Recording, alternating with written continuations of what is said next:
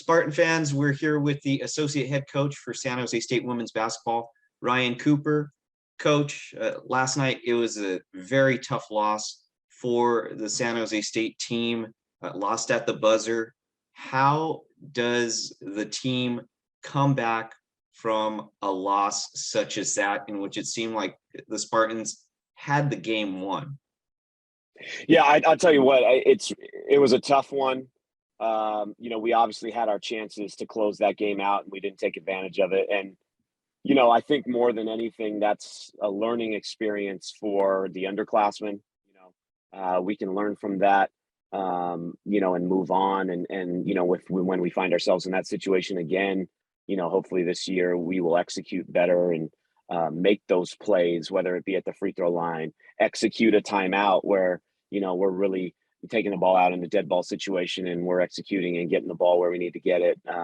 Those are things that defensive rebound, right? Those are things that we need to lock in on and close a game out. And so again, we can get better on it this year, but it's really good for the underclassmen to see and be put in that type of situation moving forward for the future, for them to see how, quickly you can lose a Division I basketball game. It's in your grasp and then it's not, right? And so those are things that they saw last night, and you got to execute. And then we have no choice to move on, because we got a one-day prep, which was today, and now we got Boise State rolling in, and we tip off at 1:00. So it's short-term memory for us. We had a good day of prep. We had good spirits about ourselves today in practice, and we're ready to go for tomorrow. There was a lot of positives last night, and I think if you've watched our games as of late, what you can really say is, gosh, they can compete with anybody for 20 minutes, and then that third quarter's kind of been our Achilles heel, right? And whether it's we can't score and we put up a quarter of 7 points or 6 points, or, we give up a quarter of 20 or 25, right? But last night, you saw us battle. We got off to an early lead. The lead, they come back. Utah State makes a run. They close the half on a run. So we find ourselves down and we respond in the third quarter. We gave up, I want to say a 6-point quarter. It was 12-6 in that third quarter. Now, we would have loved to take more advantage and maybe triple up that score instead of doubling it, and give ourselves more of a cushion going into the fourth. But, we responded. And so we put a third quarter together where we felt we gave ourselves a chance to win, which we did. And we made enough plays in that fourth quarter to find ourselves, a couple possessions away from really closing it out, whether it be, executing and getting fouled and going to the line and making 2 instead of 1 out of 2. But the point is we didn't fold. We didn't stop playing. We made plays. We made enough shots this time to find ourselves at the end in a position to win a game. And so, that was what was talked about post game. And, of course you want to win that game, and we should have. Those were things that we let slip through. We're not making any excuses. Calls, we've heard it all. Officially, the officials making calls, against us at the end. Listen, at the end of the day, we lost that game. We lost that game because we didn't execute in areas of the floor where we should have. And if we would have done it, we would have won that game. So, but when you take a look back and you go, gosh, they really did put together a full 4 quarters this time. So again, I think it was a step in the right direction of putting it all together. We're still really close. Last night would have been a great breakthrough, but we're still on the doorstep of a breakthrough. And I think tomorrow is another good opportunity.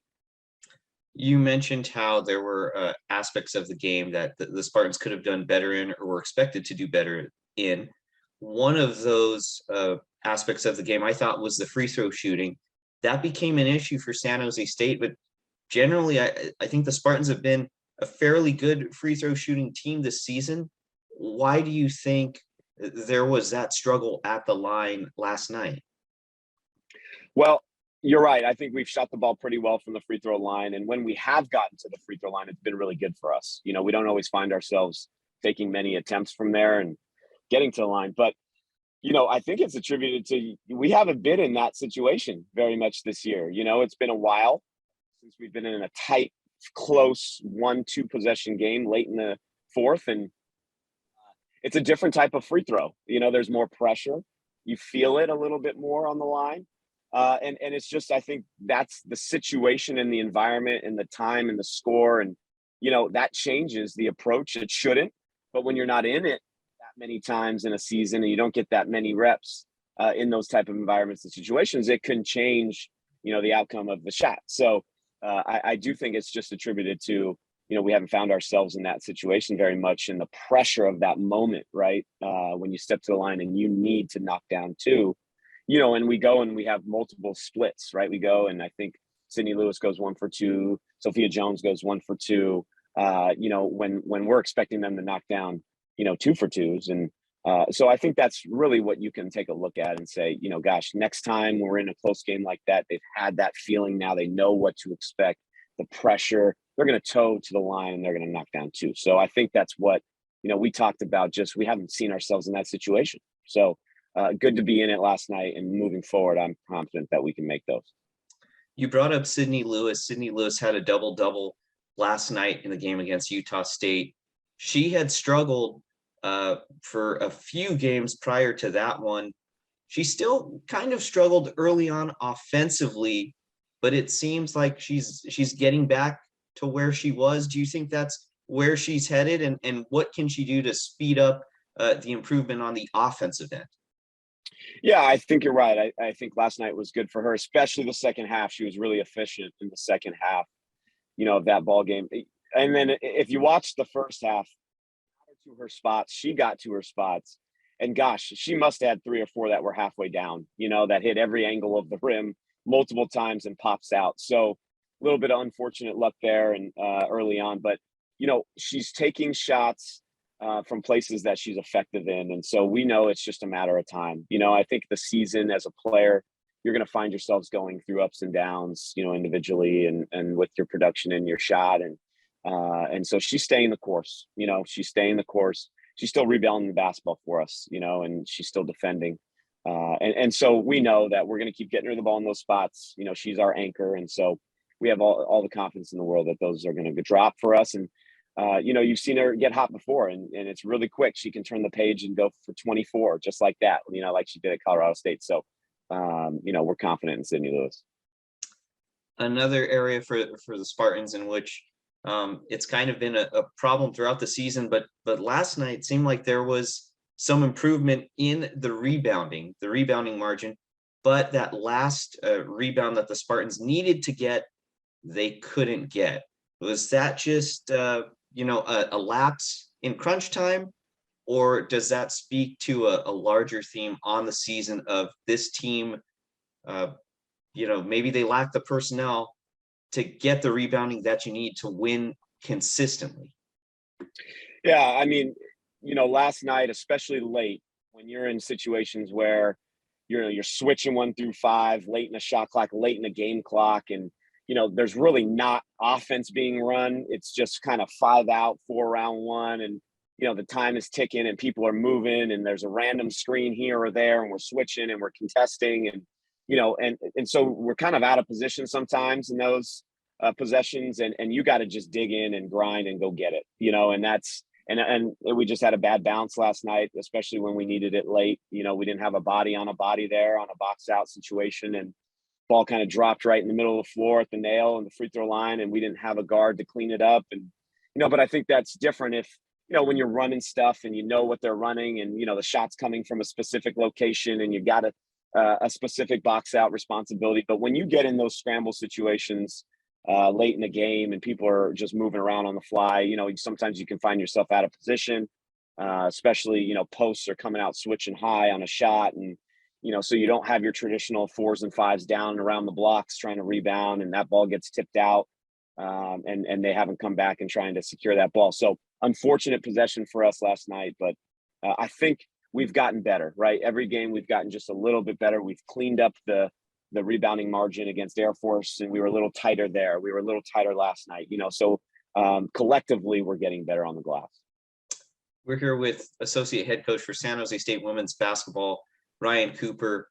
Coach, we just asked you about the rebounding struggles for San Jose State, and now tomorrow you get Boise State, a very good rebounding team. How do the Spartans have success against a team like Boise State where they just crash the boards? Well, and especially for them, it's by committee. There's 4s and 5s, and there's 4 of them that just don't stop going to the glass. And so, It's going to be a tall task for us. You know, they're number one for the reason in the Mountain West Conference in offensive rebounding. It's an emphasis. They hang their hat on it. You know, it's an identity for them. There's a physical toughness about their bigs that, you know, they're going to come after you and they're going to bury you under that rim. And they're going to try and get every single shot attempt that's missed and put it back up, whether it's a foul or a putback. They put a lot of pressure and stress on the glass. So, you know, for us, we've identified that. We've worked on it today. You know, we've watched it, we reviewed it. But it's going to be everybody. You know, it's going to be an effort from our point guards, from our two guards, from our threes. You know, we got to come in, check in, and, you know, help our bigs out. If there's a tip out, we got to clean that up and get that loose ball, you know, right around the free throw line area. So we got to be really cautious of that and do our work early and get a body on a body and be physical in nature. And we got to fight back tomorrow. You know, they're going to come after us from a physical standpoint. We got to respond. So, you know, for them, that's a lot of what it is. This game tomorrow is a lot about rebounding. And if we can control that and control the glass, I think it gives us a really good opportunity to be in the game late. This game has an interesting dynamic, and it always does really when San Jose State faces Boise State, because part of the Gordy Presnell coaching tree, he is the head coach for Boise State. The head coach for San Jose State, Jamie Craighead, she was once on Gordy Presnell's staff earlier in her career. Does that help when scouting Boise State? Does it make it a little bit easier to prepare because, well, you're familiar with some of Presnell's systems and perhaps you somewhat know what to expect? Is that a fair assessment? I don't know, because the players play the game, right? So I think, you know, the outcome, you know, is based on the players, and they got to make the plays and they got to follow the scouting report. You know, if JC were playing coach one-on-one, Gordy one-on-one, well, that one is a different story, you know, and you know where I'm going to take, you know, who I'm taking in that scenario. But, you know, again, I think it's fun for them. There's a competitive, you know, edge, you know, that they both have. They have a ton of respect for each other, obviously, and both just phenomenal coaches and have done such great things in their career. And so I think they love competing against each other. You know, I think when somebody else, you know, coach says all the time, you know, one of the first text messages she'll get after a big win is from Gordy, you know, and so there's a respect, you know, there's a care, there's a bond there that, you know, they're genuinely happy for each other when they win and their programs do well. And so, you know, I think it's fun. I think it's competitive, and I think they're going to enjoy tomorrow. Last question for you. Tomorrow, San Jose State will be featured on NBC Sports, a regional broadcast, a television game, increased exposure for the program. How does that help the program?